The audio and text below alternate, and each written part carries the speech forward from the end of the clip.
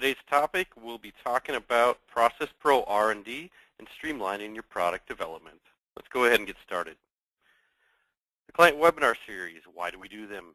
To maximize use of Process Pro in your business, to learn new tools to expand your system return on investment, and to stay connected with Process Pro.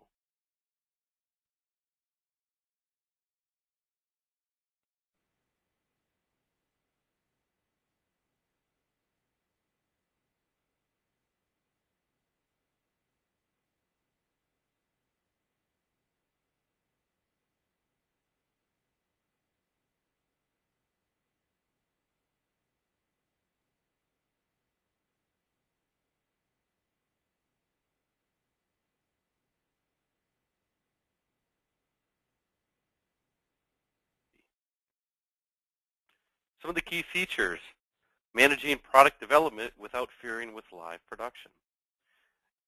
By placing the R&D application as a separate company that leverages your live data, it allows us to create that sandbox environment so that you can update formulas and manage those projects in an R&D sense without affecting or commingling that information in your live production environment. By doing so, we're able to update your versions and revisions and manage formulations and changes in R&D and only bring forward what we either get approved from a customer or what you improve internally to be a go-forward production item.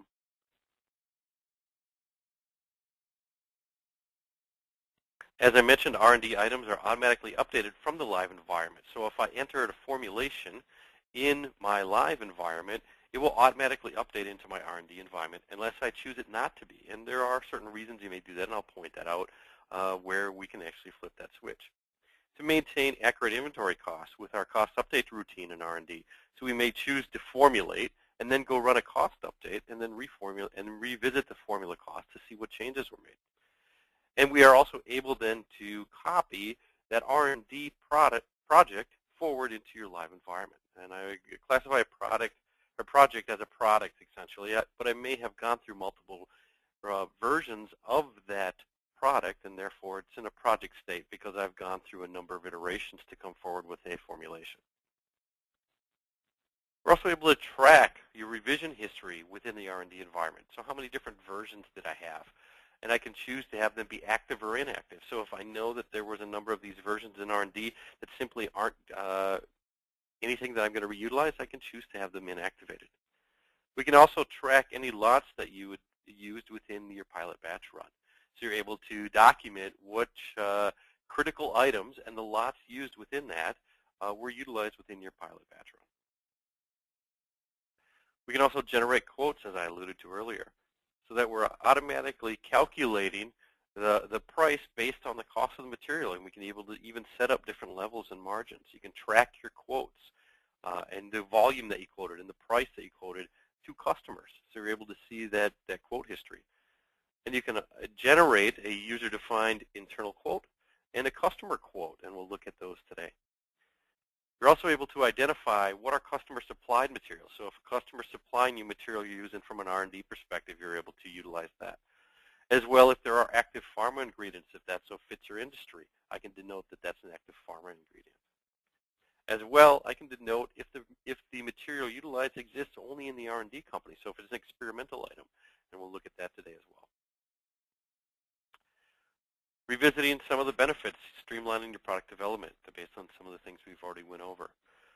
Reducing dual entry of formulas, so I'm able to utilize the information from my live environment in R&D, and also I'm able to take what I've completed in R&D and copy it to the live environment, and therefore I don't have to revisit that dual entry. Save time with accessing those quotes in that central location against that product or formula, and improve your efficiency with up-to-date cost and item information. Let's go ahead and take a look at the product.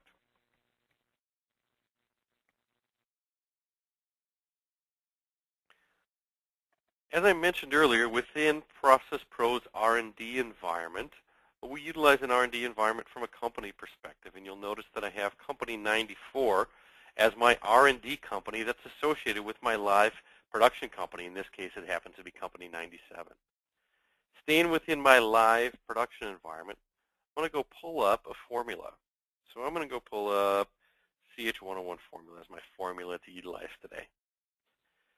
And so this is in my mass production environment, and this formula is also automatically synced into my R&D environment, and we'll look at that in a minute. If I don't want that sync to occur, I have this don't update flag here, and that applies specifically to R&D. So if there's formulas that I simply, or information, you'll see this in a number of fields within Process Pro that I didn't want to populate in R&D, I'd be able to check that flag, and then it wouldn't copy across. So let's go take a look at the R&D item. I'm going to go switch to my R&D company. You notice I've changed my background color so I know which company I'm in. I'll now pull up this same formula, but I'm going to pull this up in my R&D company. Again, notice my background color change and company number so that we know where I'm existing in.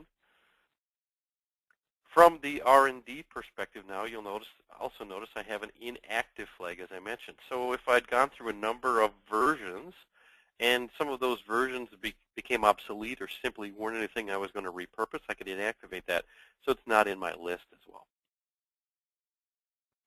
When looking at an R&D product or an R&D formula, one of the things that you'll notice is one, the ability to, of course, reutilize a formulation. So if I wanted to go ahead and take this and copy it to the live company, I'd be able to do that. So if I had made revisions or changes, I could update this to the live company.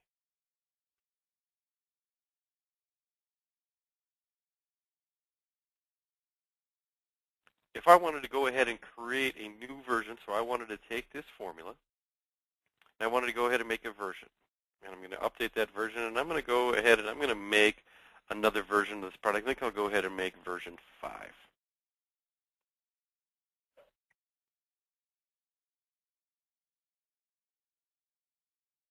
You'll see now that I've created a new version of this formulation, and I'm going to go ahead and make some changes. Perhaps I'll select the line and delete it. And maybe I'm going to go make changes to a quantity. So I'm going to go ahead and update a quantity here. And I'll save that change. And then maybe I'm going to go ahead and add a line, and we'll add in an item that I just deleted. And I'm going to make this change, and I'll go ahead and update. You'll notice a couple of things as I go through this process. Number one, that item has a red font associated with it. So the item number itself is in red font. That's displaying that this item itself exists only in my R&D company. And therefore, if I needed this item in my live company, I'd need to go ahead and make sure that I had validated this item from an R&D perspective.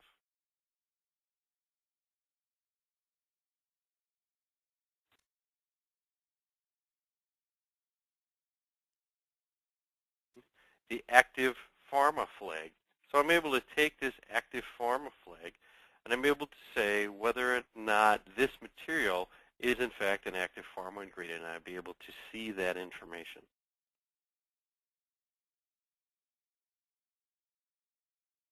As I drill into this new raw, you'll also notice that I could say whether or not this item was supplied by a customer.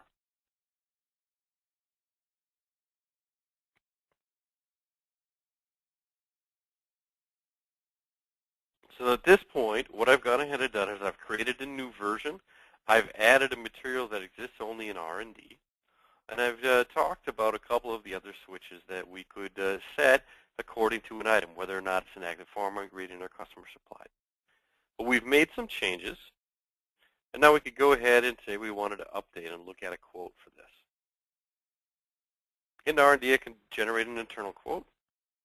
And I'm going to go ahead and enter my information. And I'm going to quote a certain volume. And I'll quote a price for this. Then it's asking me, for this quote, do I want to include certain information? And you can certainly choose yes or no. It's asking me, do I want to include quality specs? Do I want to include any notes? Do I want to include any item master notes? Well, what this is going to provide me now is based on the fact that I've made that version change and updated some quantities. It's going to provide me a quote. And let me scale this to help look at it on the screen. And this quote now is telling me, okay, we've generated a quote from R&D. What's my quote price per unit? What date did I quote this? What am I quoting?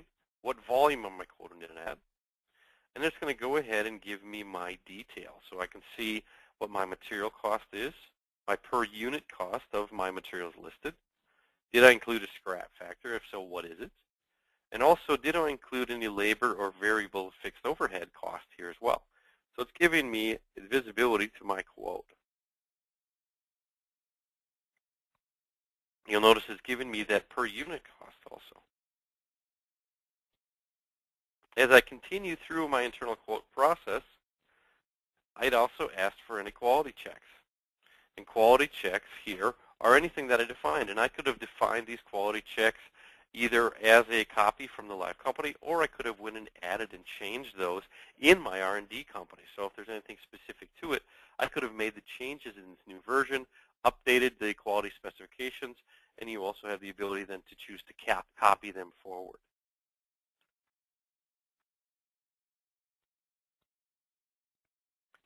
As well, it provides product pricing. So it tells me from a price point perspective, based on the cost, where do I need to be at if I wanted to hit a certain price point or a margin? So if I needed to price this to be at a 25% margin, I can see that I would need to price it at about $1.50 per unit. These different levels on different margin percentages are completely user definable, and we'll take a look at that.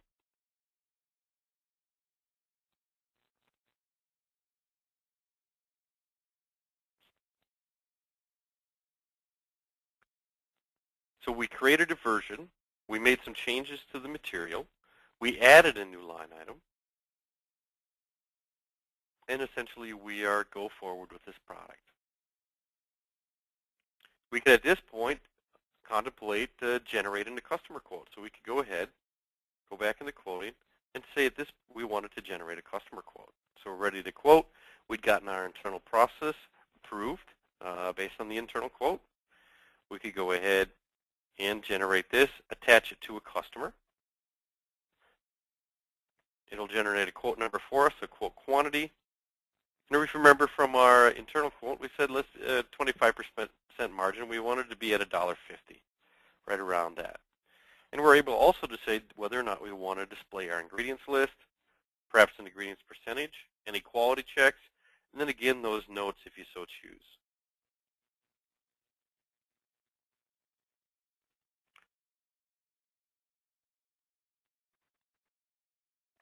It allows us as well to put terms on our customer quote. So we can document whatever we'd like in our terms and conditions areas here.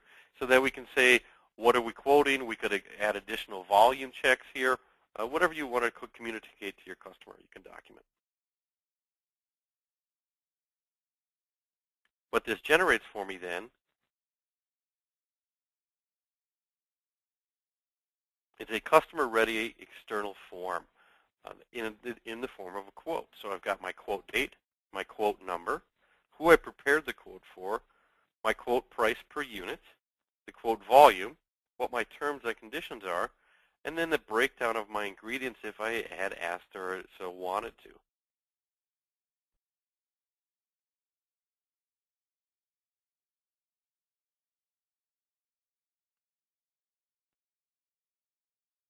As well, I am able to put my quality checks, and you'll notice that new R&D item is going to stick out on my quote so that we know that that's a new product.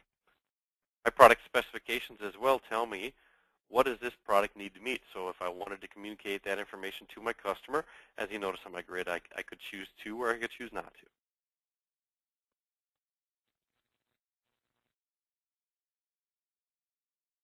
That quote also allows me to track what am I quoting my price at, what customers did I quote this out to, the date that I quoted it out to, the volume, etc.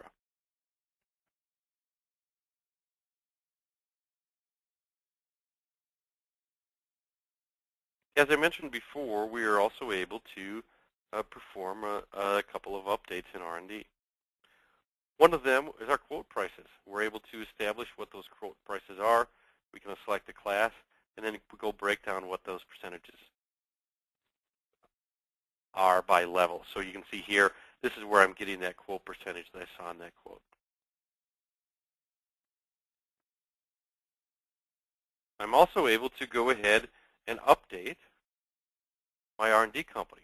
So I can choose when, in fact, I want to update costs in R&D.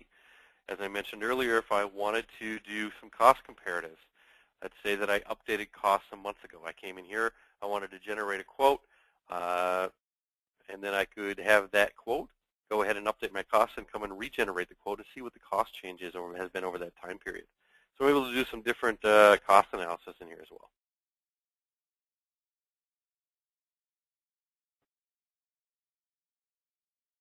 Batch tickets. If I wanted to go ahead and do a batch ticket for this, I can enter my materials, and let's say that I entered a quantity. It allows me to document what lot number I'm utilizing in my pilot batch run so that I can maintain my audit log of what lot numbers were utilized per version and revision of the formulation.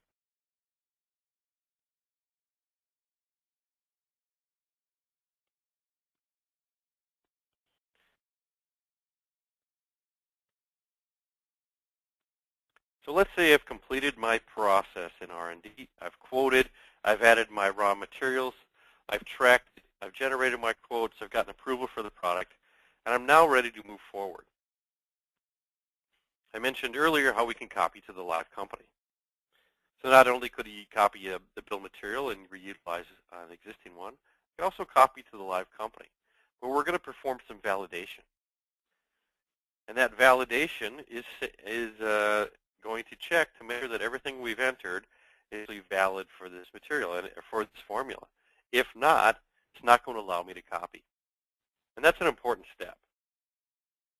That allows me then to ensure that everything entered in a formulation is actually going to be production ready when I copy to the live company. If not, it's actually going to stop me and tell me exactly what's not valid so that so I can go ahead and address it.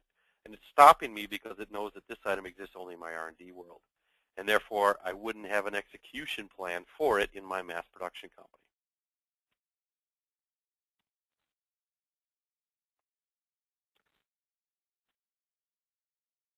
To resolve this, I'm going to actually go ahead, take this item,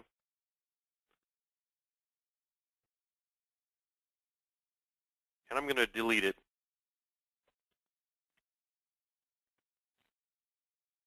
I've now updated my vision, updated some quantities, and let's go ahead and copy this into my live environment.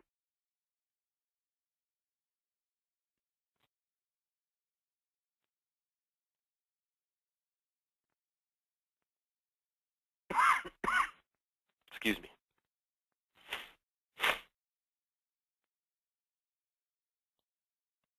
I apologize, I didn't delete that.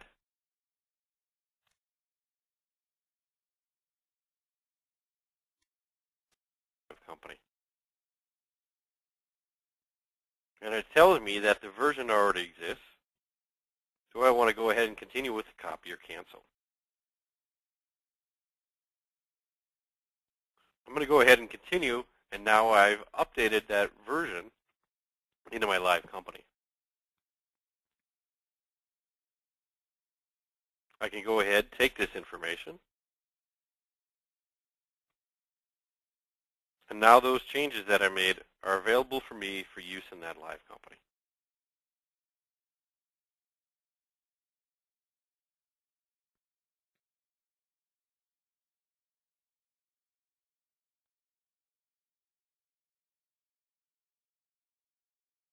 So to revisit what we did,